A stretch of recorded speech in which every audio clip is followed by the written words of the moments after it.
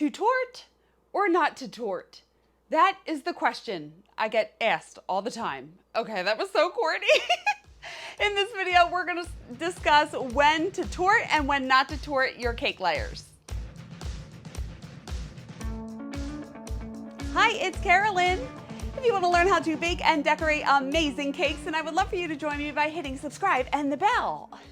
So we're going to talk about torting in this video, and I apologize in advance for my corny Shakespearean reference in the beginning, but it really is a question I get asked all the time. So what is torting? Torting is when you take a cake layer and you cut it in half lengthwise. That way you get two smaller, thinner layers of cake. Why do we torte? I personally do it because it allows you to get a little bit more height out of your cake tiers, and you add a little more stability by adding a little, I keep saying a little, but you add more icing in between the layers. The cake is more stable, it's held together a little better, and it's a little taller. Now, why do I torte cakes? This was a question that I put out to my customers years ago, like 15 years ago. I put two pictures of a cake that was torted and a cake that was not torted, and I asked which one do they prefer, and the majority of people chose the torted cake, so that's why I went with doing that for most of my cakes. Now, I don't do that for all of my cakes, and in this video, I want to explain to you the different situations and when I do and don't torte my cakes. So I don't want to confuse you. I'm going to put a bunch of pictures over here to help explain what I'm talking about. Now, I do have a cake serving chart, and this is for round cakes, basically baked in 2-inch high pans. And I revamped this a little bit. I will link this in the description for you. But right now, I like to give a range, a serving range, rather than an exact number, because people, sometimes they cut bigger slices, sometimes they cut smaller slices, and this gives you a general range of the servings that you can get out of a cake. So I'm going to explain to you the different sizes. I'm just doing round cakes because that's what I bake the most, from 4-inch all the way down to 16-inch, as is showed in this chart. So let's start with 4-inch cakes. Now, not to confuse you, I did tell you that I bake in 2-inch high cake pans, except I bake 3-inch high cake pans when I'm baking 4-inch cakes. And the reason being is when I bake a 4-inch cake and I have 2 layers, I don't like to torte it. I never torte it. Whenever I make a 4-inch cake, I do the 2 thicker layers of the cake with a thicker layer of filling in the middle, just because I feel like if I torte those small layers, it's just harder to work with. Small cakes are very difficult to work with to start. And if I start cutting those layers in half, and it just seems like it's a little less stable and more difficult to work with. And that's just me. If you prefer to do it, you do you, boo. But that's just the way that I prefer. So whenever I make a 2-layer 4-inch cake, it's always going to look like this on the inside. Now, before I continue, I want to go back to that chart and just show you the different options of what I do for the different sizes. So I either have 1 layer torted, because if I have 1 layer in a cake, it's always going to be torted and have some filling in the middle. 2 layers not torted, 2 layers torted, or 3 layers not torted. Okay, so that's what we're going to review, and just bear with me as I explain through some pictures. Now, the general rule of thumb that I follow is that I will never torte the 4-inch cake, like I said. Cakes that are between 6 inches and 10 inches, I will either torte them or not torte them. And anything that is 10 inches and higher, I don't like to torte. I don't want to torte the bigger cakes because once you cut them in half and you have those really thin layers, it's really difficult to lift and move, and they're just so big and they're thin and they're prone to breaking, and it's just so much easier to work with thicker layers. So when I have bigger cakes, they're always the thicker layers. And also, just to let you know, sheet cakes I never torte because, again, they are big and heavy and bulky, and it's difficult to move those thinner layers. So sheet cakes I won't ever torte. Now let's start with some pictures to show you some examples. So this space cake, the top tier, is 4 inches, not torted, and it looks just like this underneath. And that bottom tier is 6 inches, and I will review that in a couple minutes. So most of my 5-inch cakes are the 2 layers torted into 4 thinner layers. And to show you an example of that, I have this Elephant Bubbles baby shower cake, and that top tier is 5 inches torted. The bottom tier is 7 inches torted. So you can see how the tiers are basically the same height.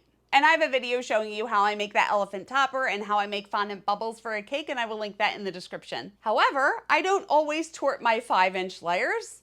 Sometimes I like to not tort them and build them a little taller. So when I want a taller cake, I'm not going to tort it. I'm going to add another layer. So I will do 3 layers, not torted, and it usually is about 6.5 to 7 inches tall. So I'm going to show you an example. In this cake, the top tier is 5 inches, and that's a 3-layer, not torted cake. And again, as the cakes get really tall, I don't like to tort them. I feel like it makes them a little weaker and they are more sturdy with the thicker layers of cake. Now the bottom tier of this cake is a 1-layer torted 8-inch, and I will review that soon. Now moving on to a 6-inch cake, and most of my 6-inch cakes are 2 layers torted, just like this bunny cake, and I have a video showing you how I decorate this, and I will link that in the description. But this 6-inch cake is actually the smallest size that I offer. So when people call me and say that they need a cake to feed 2 people, I say the smallest cake I make is 6 inches and it feeds about like 12 to 15. Now going back to the space cake, remember that top tier was 4 inches and the bottom tier is 3-layer, not torted underneath. The reason that I did that with this design is because I wanted more space to be able to decorate. So if I didn't have that extra height, I wouldn't have been able to get that moon at the bottom and the rocket on the top. The rocket would have been sticking out over the top of the cake. So that's something that you need to think of in advance before you bake your cakes. Moving on to a 7-inch cake, this kindergarten graduation cake, which is one of my favorites, is 2 layers torted into 4 thinner layers. Now showing you a 2-layer non-torted 7-inch, I'm going to put this wedding cake over here, and the second tier from the top is 7 inches. Now whenever I make a naked cake, I never tort them because it looks so much better and cleaner because you could see the cake underneath to have the thicker layers. But the second layer from the top is 2 layers non-torted. And the rest of that cake, the top tier is 5-inch 3-layer not torted. The third tier is 9-inch 3-layer not torted, and the bottom tier is 11-inch 2-layer not torted. So do you see how I mess with the different heights to give it a little visual interest? So that's why I say you don't always want to have all of the tiers look the same. You can mess around your cake to get different heights in your cakes. And to show you an example of a 3-layer 7-inch not torted is this vehicle cake that I made. And again, I wanted to have more room to decorate so I could fit the vehicles on the bottom and still have room for decorations on the top. Moving on to an 8-inch 2-layer torted cake is another one of my favorites. I love this cake. I didn't need that much height in it because I was only putting the name on the front of the cake. But this cake here, the bottom tier is 3 layers 8-inch not torted. So again, I wanted a little bit more height in the cake so I could fit that edible image on the bottom. And that top tier is 6-inch torted.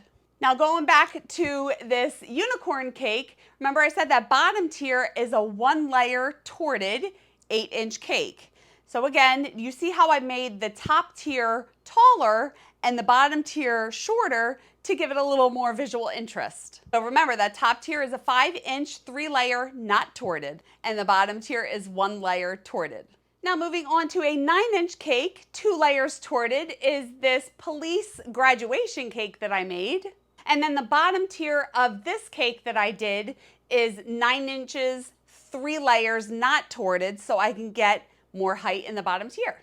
And on this cake, the top tier is 5 inches torted, and the middle tier is 7 inches 2-layer not torted. And again, you can see how there's a little bit of variation in the heights. So this next cake, the bottom tier is 10 inches 2 layers torted.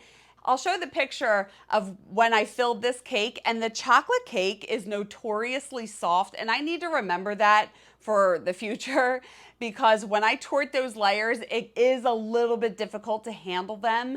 And you can kind of see how it's bulging out a little bit on the sides. I can fix it with icing, and I show you how to do that in my videos on how to ice smooth buttercream cakes, and I will link that in the description. But the bottom tier of this cake is that 10-inch torted cake, and then the middle tier is 8 inches torted, and that top tier is 6-inch. And I have a video showing you how to make a baseball hat cake, and I will link that in the description as well.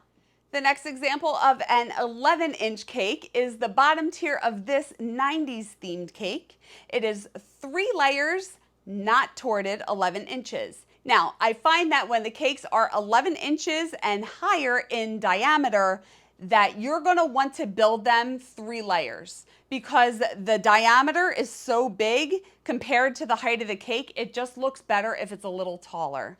So if I didn't add that 3rd layer on that bottom tier, it would have been shorter and it just wouldn't have looked right. And the rest of the cake, the top tier is a 1-layer torted 5-inch.